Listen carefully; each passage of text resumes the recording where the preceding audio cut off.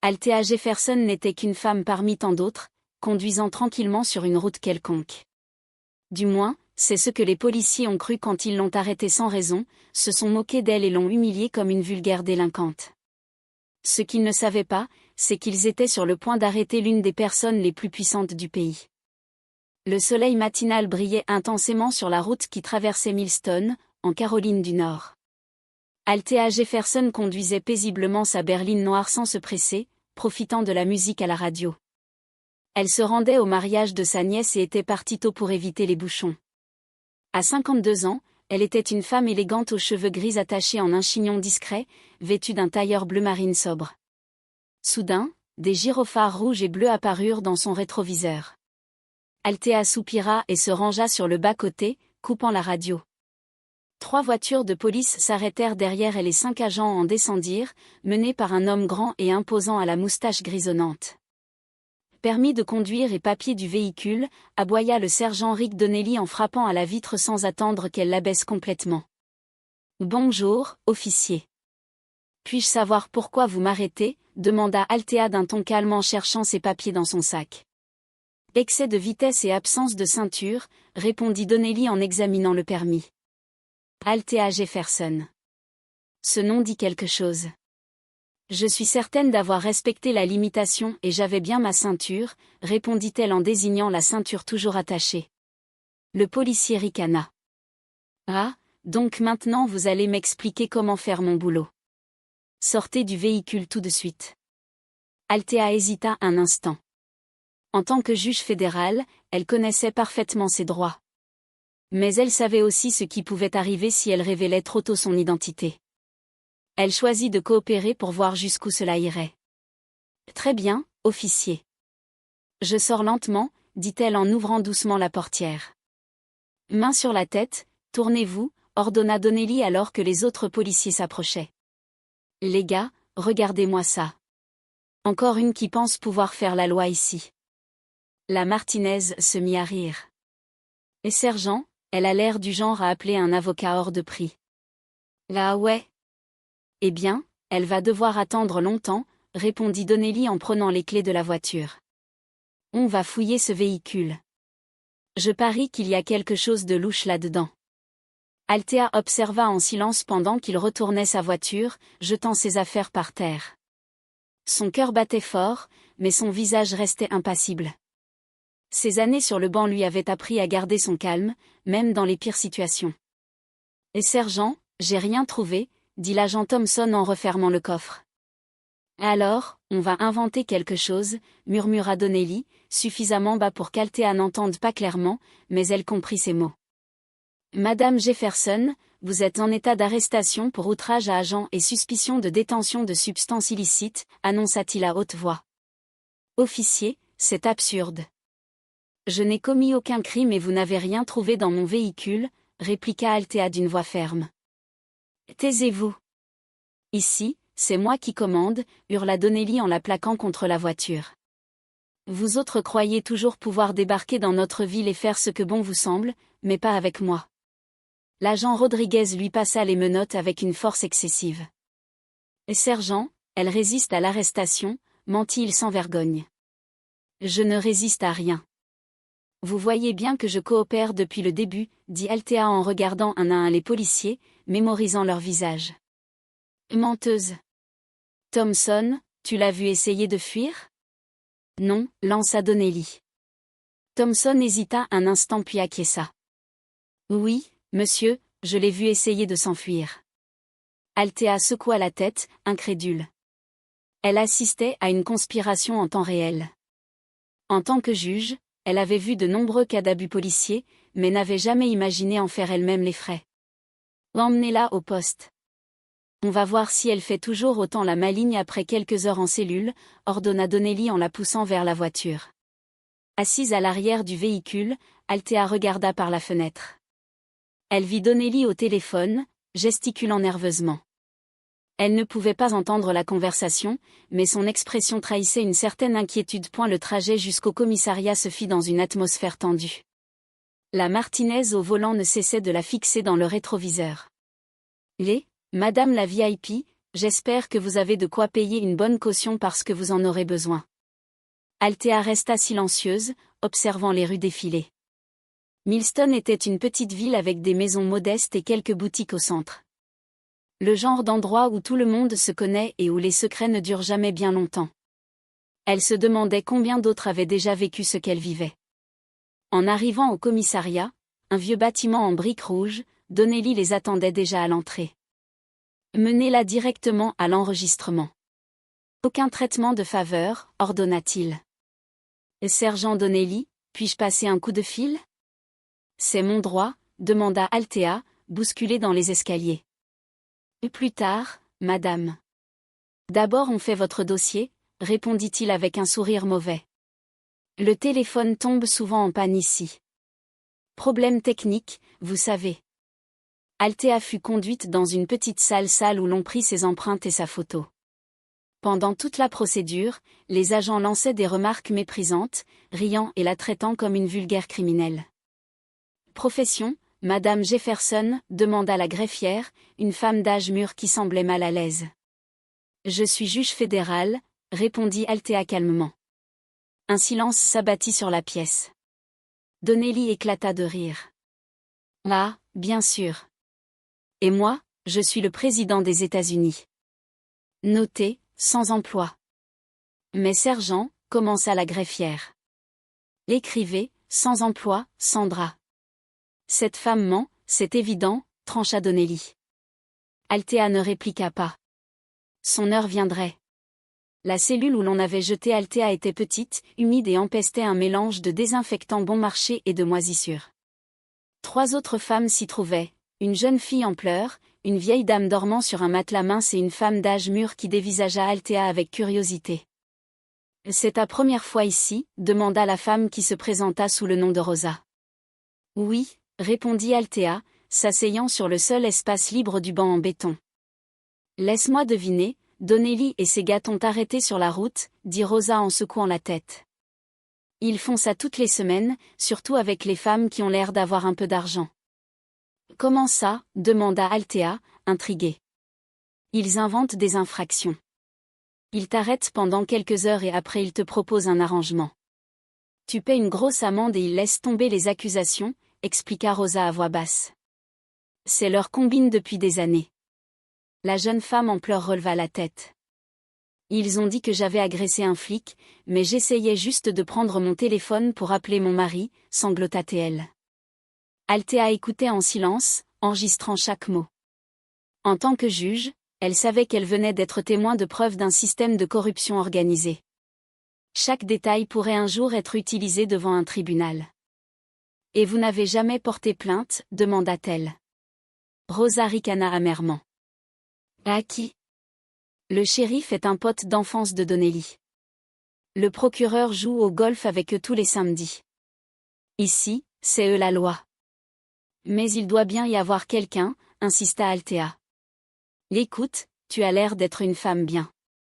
Mon conseil, quand ils te proposeront le deal, accepte et tire-toi. Ça vaut pas le coup de se battre, dit Rosa en lui touchant doucement le bras. 2 heures plus tard, la porte de la cellule s'ouvrit dans un fracas métallique. Jefferson, vous avez une visite, cria un gardien. Althea fut conduite dans une salle d'interrogatoire où l'attendait un homme noir en uniforme, plus âgé, à la posture droite et au regard perçant. Son badge indiquait Capitaine Pierce. « Asseyez-vous, Madame Jefferson, dit-il en désignant la chaise en face de lui. Je suis le Capitaine Pierce. J'ai été informé de votre arrestation et je suis venu en personne voir ce qu'il en était. Capitaine, puis-je vous demander pourquoi mon cas vous intéresse, dit Althea prudemment. Pierce consulta le dossier dans ses mains. Parce que rien n'a de sens. Une femme sans casier au volant de sa propre voiture, se rendant à un mariage familial, est soudainement accusée de 5 délits différents. C'est exactement ce qui s'est passé, confirma Althea. Le sergent Donnelly affirme que vous avez tenté de fuir lors du contrôle. Est-ce vrai? Demanda Pierce en scrutant ses réactions. Capitaine, j'ai pleinement coopéré. Je suis sorti du véhicule comme demandé.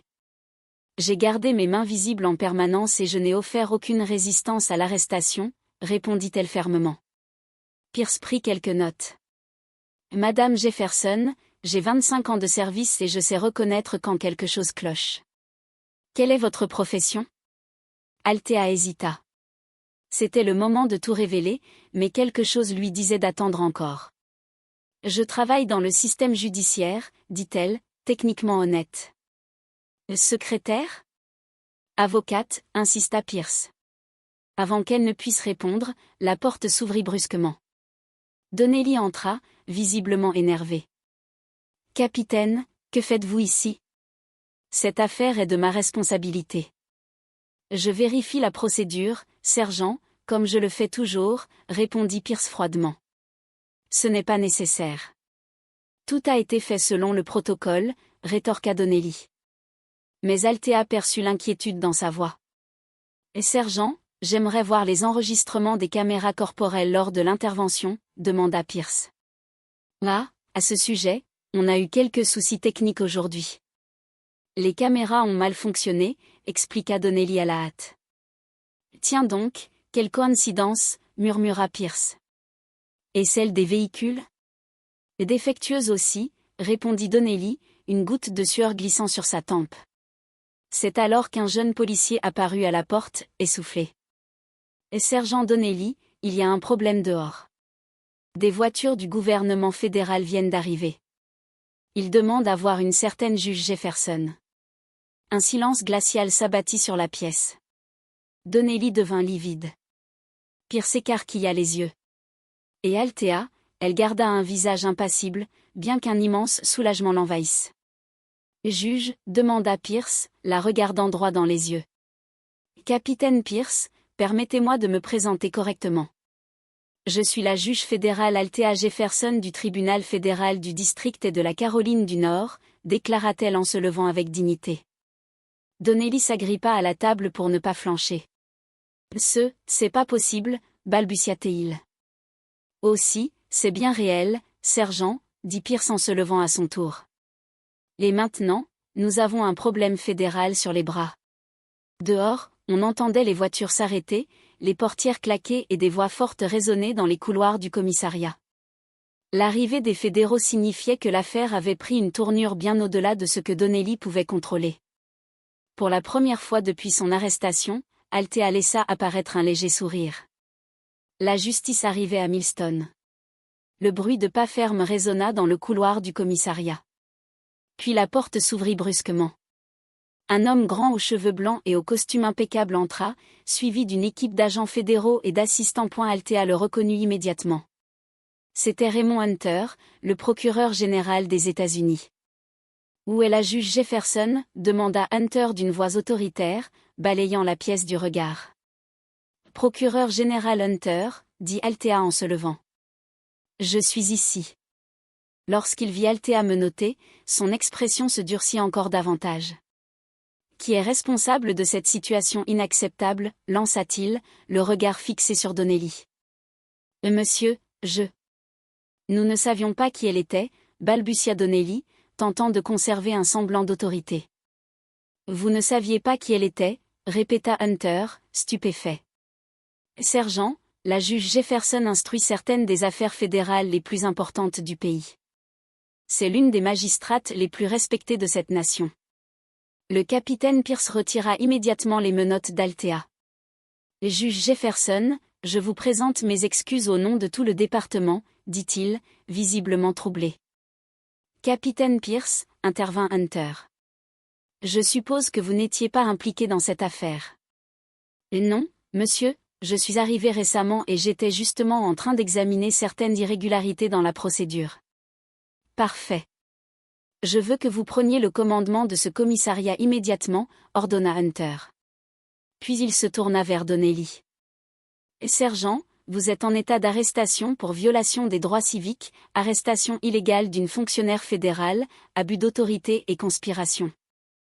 Attendez une minute, hurla Donnelly, tentant de retrouver son aplomb. Vous ne pouvez pas faire ça. J'ai servi cette ville pendant 20 ans avec honneur. Un service honorable, dit Althea, prenant la parole pour la première fois depuis l'arrivée de Hunter.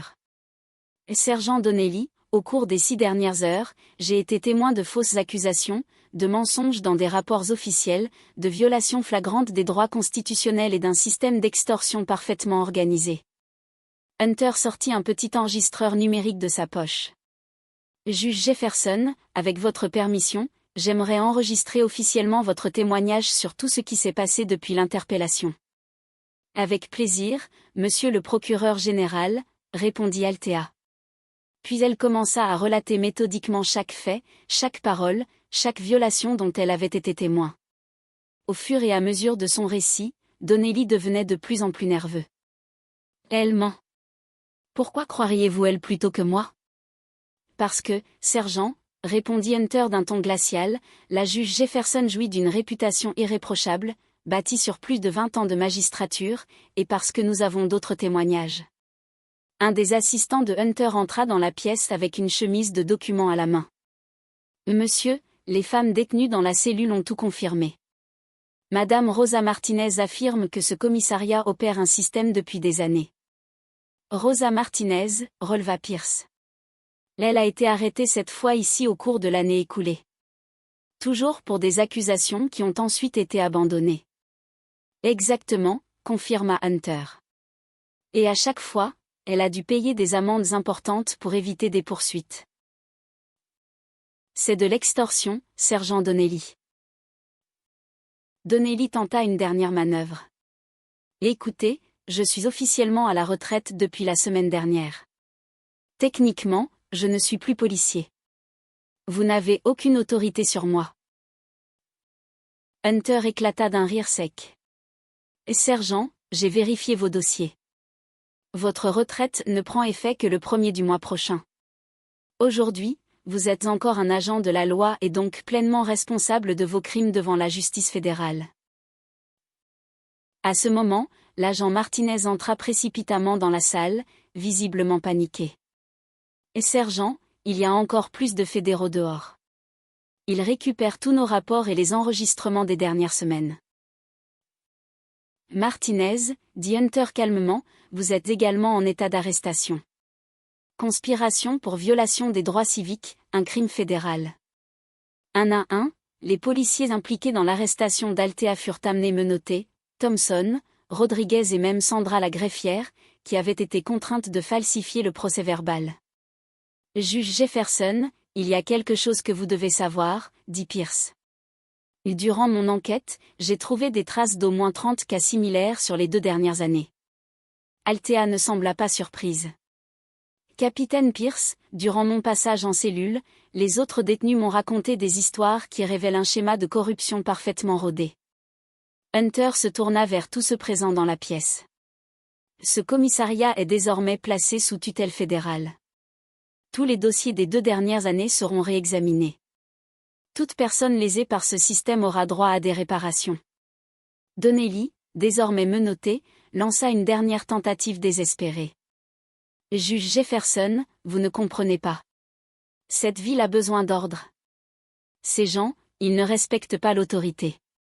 Althea le fixa, le regard ferme. Sergent Donnelly, l'autorité se gagne par le respect et la justice, pas par la peur et la corruption. Ce que j'ai vu ici aujourd'hui n'était pas de l'ordre public, mais un abus de pouvoir organisé. Et en plus, ajouta Hunter, vous n'appliquiez pas la loi. Vous meniez une entreprise criminelle sous couvert de votre badge. Alors que Donnelly était escorté hors de la pièce par les agents fédéraux, il lança une dernière menace à Althea. Ce n'est pas fini, j'ai des amis haut placés. Sergent, répondit Althea calmement, vos amis haut placés seront également entendus. La justice est aveugle, souvenez-vous. Hunter se tourna vers Althea. Juge, puis-je vous demander pourquoi vous n'avez pas révélé votre identité dès le départ? Procureur général, en tant que magistrate, je savais que si je l'avais fait, je ne verrais jamais le vrai visage de ce système.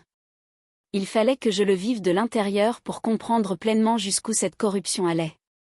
C'était une décision courageuse mais risquée, reconnut Hunter.